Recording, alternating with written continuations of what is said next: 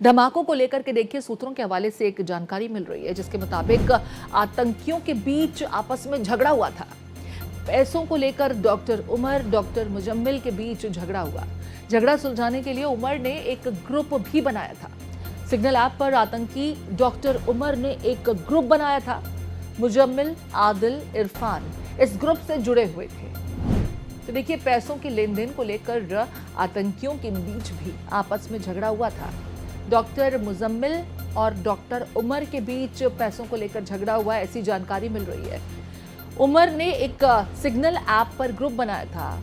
इस ग्रुप में मुजम्मिल, आदिल, इरफान जुड़े हुए थे। मुजम्मिल ने मॉड्यूल के सामने दरअसल 2 शर्तें रखी थीं, या तो पैसा लौटाओ या फिर सारा सामान वहीं रखेंगे। मॉड्यूल ने विस्फोटक मुजम्मिल के पास रखवाया। 9 नवंबर को बरामद किया गया था ये सारा विस्फोटक, जो मुजम्मिल के उस ठिकाने से पाया गया था जो उसने किराए पर लिया हुआ था। दिल्ली ब्लास्ट की जांच को लेकर एनआईए के हवाले से एक बड़ा खुलासा हुआ है। सूत्रों के मुताबिक ब्लास्ट से पहले पैसों को लेकर आतंकियों के बीच झगड़ा हुआ था। ये लड़ाई डॉक्टर उमर और डॉक्टर मुजम्मिल के बीच हुई थी। डॉक्टर मुजम्मिल ने मॉड्यूल के सामने इसके बाद 2 शर्तें रख दी थीं, या तो पैसा लौटाओ या फिर सारा सामान वहीं रखेंगे। मॉड्यूल ने दूसरा विकल्प चुना और सारा सामान मुजम्मिल के पास रखवाया गया, जो 9 नवंबर को गिरफ्तारी के बाद मुजम्मिल की निशानदेही पर ही बरामद हुआ। झगड़ा सुलझाने के लिए उमर ने बाकायदा एक ग्रुप बनाया था सिग्नल ऐप पर। इसमें उसने डॉक्टर मुजम्मिल समेत आदिल और साथ में मुजम्मिल, इरफान को जोड़ा, लेकिन बावजूद इसके जानकारी के विवाद सुलझ नहीं पाया था। हालांकि जो दूसरा विकल्प मुजम्मिल की तरफ से दिया गया था कि या तो पैसा लौटा दो, नहीं तो जो सामान है उसे वहीं रखेंगे, और वहीं कुछ और नहीं बल्कि वही ठिकाना था जहां से बाद में फरीदाबाद पुलिस ने भारी तादाद में विस्फोटकों की बरामदगी की थी। असॉल्ट राइफल भी बरामद हुआ था। तो आतंकियों के बीच में भी किसी मुद्दे को लेकर के, पैसों को लेकर के ही एक विवाद खड़ा हो गया था। और इसके बाद जो जानकारी मिल रही है, मुजम्मिल और उमर दोनों इस कंडीशन पर इन दोनों के बीच बात को सुलझाया गया कि जो सामान है वो मुजम्मिल के बताई ठिकाने पर रखा जाएगा। झगड़ा सुलझाने के लिए उमर ने एक ग्रुप बनाया जो सिग्नल ऐप पर बनाया गया था। आतंकी डॉक्टर उमर द्वारा एक ग्रुप बनाया गया था जिसमें मुजम्मिल, आदिल और इरफान जुड़ गए थे। हमारे साथ आदित्य द्विवेदी जुड़ गए हैं। आदित्य का रुख करेंगे। आदित्य, जैसे जैसे खुलासे हो रहे हैं इतना तो समझ में आता है कि इरादे बड़े खौफनाक थे, लेकिन आपस में इनकी ट्यूनिंग बैठ नहीं पा रही थी। पैसों के लेन देन को लेकर उमर और मुजम्मिल के बीच जबरदस्त झगड़ा हुआ, जिसके बाद मुजम्मिल ने 2 कंडीशंस दे दी थी, या तो पैसा लौटा दो, नहीं तो सामान वहां रखा जाएगा जहां वो चाहता था।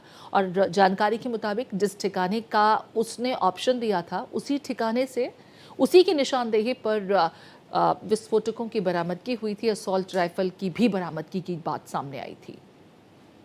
बिल्कुल प्रीति, देखिए ये जो तैयारी इनकी चल रही थी, हम लोग पहले भी अपने दर्शकों को बता चुके हैं प्रीति।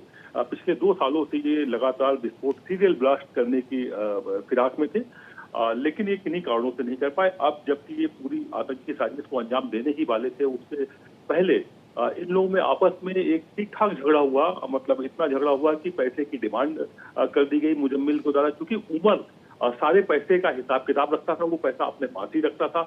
लेकिन जो फर्टिलाइजर को पीस करके चक्की, इन्होंने एक इलेक्ट्रॉनिक चक्की ली हुई थी, उसमें पिसाई करते थे और ये काम मुजम्मिल का था। तो मुजम्मिल इसको लेकर के, चूंकि पूरी गिरफ्त पूरी तरह से कमांड डॉक्टर उमर कर रहा था, तो उसको लेकर के इन लोगों के बीच में झगड़ा हुआ। झगड़ा होने के बाद सारा विस्फोटक फिर उस मौलवी के पास वहां रखाया गया, मौलवी और मुजम्मिल के एड्रेस पर, क्योंकि उसने कहा या तो पैसा लौटाओ या फिर विस्फोटक सारा मुझे लौटाया। तो उसने विस्फोटक लौटा दिया और वो विस्फोटक 2900 किलो विस्फोटक बरामद किया गया। वो डॉक्टर मुजम्मिल और उस मौलवी के पास बरामद किया गया।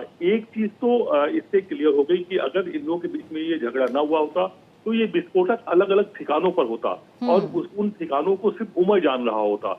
ऐसे में उनको ढूंढ पाना बड़ा मुश्किल होता, क्योंकि उमर तो मारा गया है और मुजम्मिल को भी मालूम ना होता। यहाँ तो मैं ऐसे उस में घटना का भी जिक्र करूंगी आदित्य, जिसमें उमर द्वारा धमाके को अंजाम दिया गया। हालांकि विस्फोटक को लेकर के जिस जगह को इंगित किया गया था मुजम्मिल की तरफ से और मौलवी की तरफ से, वहां पर भारी तादाद में विस्फोटकों की बरामदगी हुई, लेकिन ये भी हकीकत है कि बरामदगी के फिर एकाध रोज के भीतर ही 10 नवंबर को दिल्ली में एक और धमाका हुआ जिसे उमर ने ही अंजाम दिया। यानी उमर के पास कुछ और विस्फोटक मौजूद थे। हो सकता है कि संगठन को, इस मॉड्यूल के लोगों को उसकी जानकारी भी नहीं थी, या वो कहीं और से उस विस्फोटक को लेकर आया अपने मंसूबों को पूरा करने के लिए।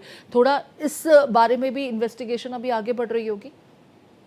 बिल्कुल। देखिए, जब इन लोगों के बीच में झगड़ा हुआ प्रीति, तो उसके बाद जब दो शर्तें रखी गई कि या तो पूरी विस्फोटक जिसमें रिमोट भी है, जिसमें बैटरी भी है, जिसमें सारा सिस्टम है, वो पूरा हैंडओवर किया जाए, तो इसने ये हैंडओवर किया। उधर जैसे ही एजेंसीज ने मुजम्मिल को पकड़ा 9 की रात में, वैसे ही उमर ने अपने आप को अंडरग्राउंड कर लिया। हालांकि वो 10 दिन पहले से अंडरग्राउंड था, वो पूरे दिन कहीं नहीं निकलता था, खाना खाने के लिए भी रात में निकलता था।